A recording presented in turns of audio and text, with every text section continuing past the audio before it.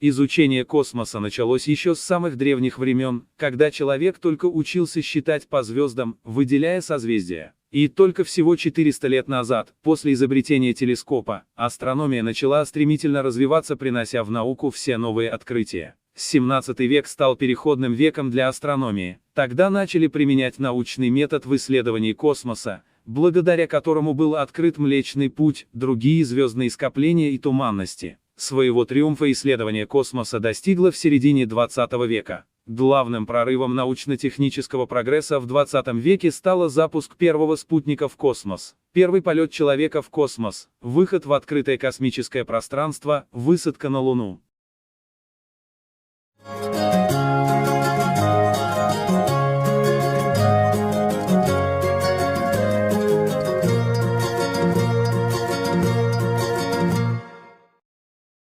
Представители малочисленного ингушского народа также оставили свой след в освоении космоса. Одним из представителей ингушского народа, работавший в области исследования космоса, был начальник главного испытательного центра управления полетами в космос Алихан Кулбужев. О его биографии и деятельности подробно описано в одном из выпусков журнала «Сердало».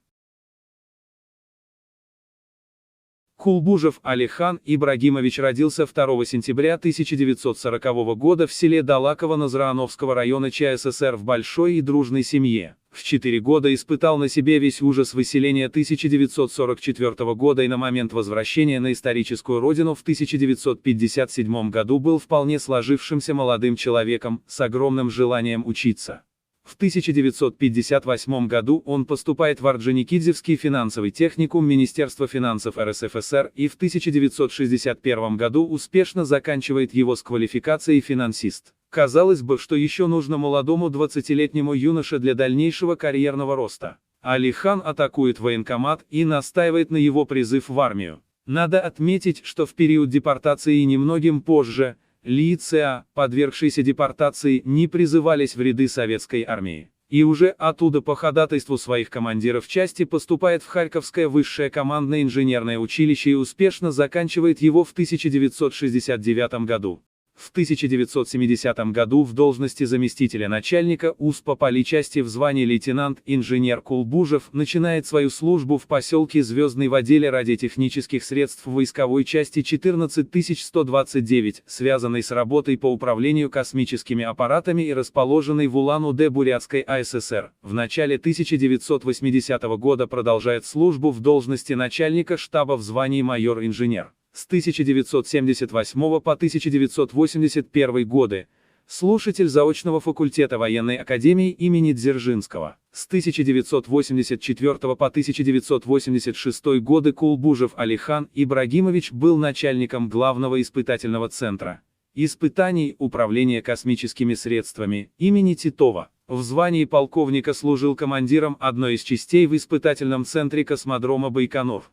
Последние годы его жизни прошли на службе в Главном испытательном центре испытаний управления космическими средствами имени Титова, Центре управления полетами, который находится в ведении Министерства обороны РФ, из которого осуществляется управление космическими аппаратами. Центр управления полетами – уникальная точка на планете, через которую осуществляется прямая связь Земли с орбитальными космическими аппаратами в космическом пространстве. Сегодня освоение ближнего космоса – это каждодневная, четко отлаженная и организованная работа по сопровождению полетов орбитальных станций. Центр управления полетами – наиболее крупное научно-исследовательское подразделение Центрального НИИ машиностроения Российского авиационно-космического агентства.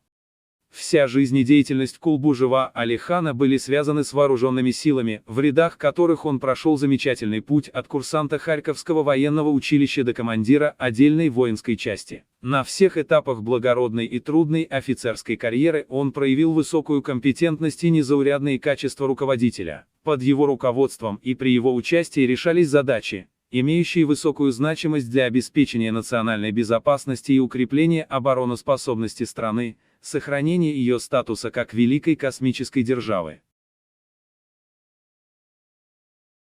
Частичку в развитие ракетно-космической отрасли вложил и Умалат Марзиев, ингушский и российский ученый-инженер, который полвека проработал в Центре управления полетами, занимался автоматизированной обработкой информации и прикладного программно-математического обеспечения полетов в космос. Родился Умалат Маарзиев в 1942 году. Будучи двухлетним ребенком, пережил депортацию всего ингушского народа в морозной степи Казахстана. Окончив школу в Казахстане, Маарзиев поступил в Московский авиационный институт. После успешной учебы в авиационном институте Умалат Багаудинович получил распределение в подмосковный Калининград, на фирму Королева НПО «Энергия». Теперь это город Королев. Начал он здесь свою трудовую деятельность в качестве инженера вычислительных систем, подрабатывал рядом в техникуме преподавателем. Через 2 года его назначили заместителем начальника отдела.